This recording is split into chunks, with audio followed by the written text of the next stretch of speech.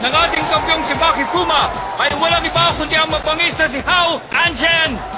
Sa katapusan ng larong ito, sino kaya sa kanilang dalawa ang mananatiling nakatayo sa ring? Panoorin po natin ang laban! Ikaw pala si Baki Fuma.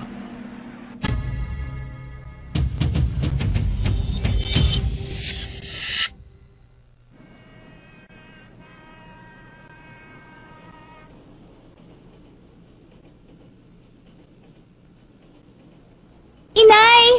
Inay! Pasensya na po, hindi ko sinasadya. Walang anuman. Bakit?